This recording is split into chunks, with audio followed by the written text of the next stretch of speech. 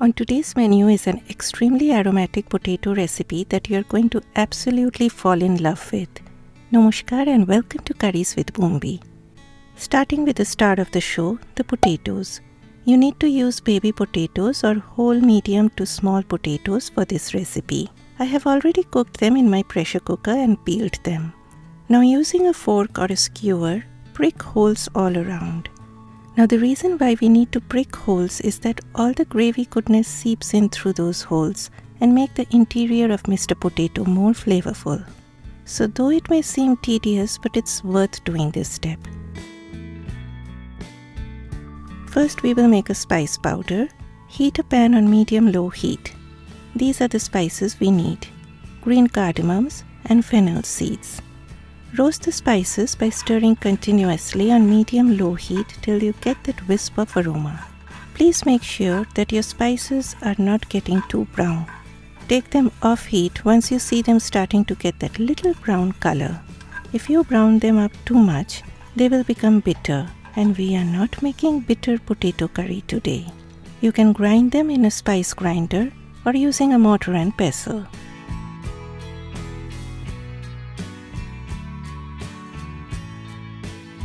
It should be powdery like this. Okay, pan on medium-high heat. I am using mustard oil, but you can use any oil according to your preference. If you are using mustard oil, then heat it till it starts smoking. Then reduce the heat to medium-low and proceed with the recipe. After that, the potatoes dive into the pan, but release them gently one by one at first so that the hot oil doesn't splash on you.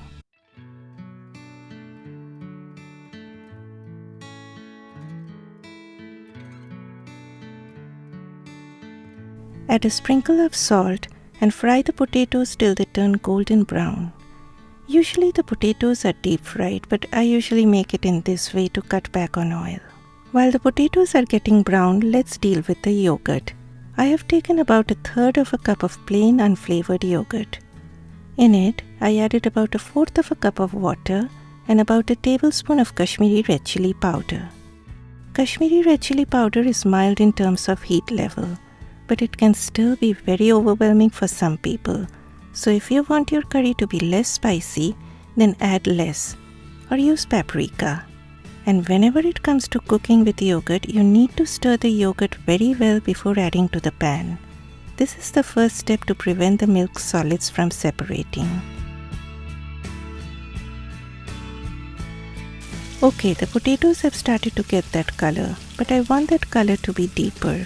When you see them looking like this, then it's time for them to jump out of the pan.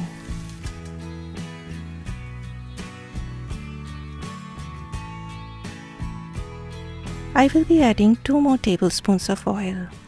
Once the oil turns hot, lower the heat to low and add some cumin seeds, followed by cloves,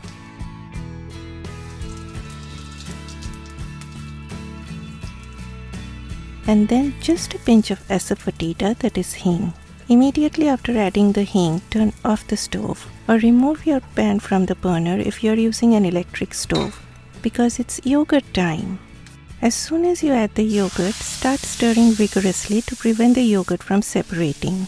Now you can turn your stove back on, but keep on medium-low heat and keep stirring continuously. Guys, if you let go of your spoon now, then the milk solids will separate. And if that happens, then everything will look horrible.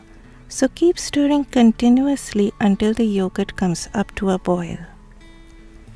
Okay, when you see the yogurt starting to boil, now you can give some rest to your hand, but stir frequently till the oil separates. Now Boombi, what do you mean by when the oil separates? A time will come when you will start seeing the oil coming on top or all along the sides. If you rewind back and compare them, you can tell the difference. When you see the oil like that, you will know that you've done a great job. See how that oil has come up to the surface? When you see that, it's time to add the spice powders. First, ground cumin goes in, followed by the freshly ground fennel and cardamom powder. And this is a very unusual addition to the recipe: ginger powder. Add about 4 tablespoons of water and stir on a low heat for a minute. And look at that wonder going on in the pan. Okay, add the fried potatoes, give a stir, and then add 1.5 cups of hot water.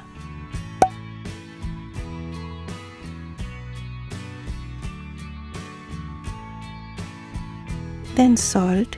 Keep in mind that you also added salt while frying the potatoes. Once the gravy comes up to a boil, cover on for 12 minutes. In between, remember to give a stir to make sure nothing is sticking to the bottom of the pan.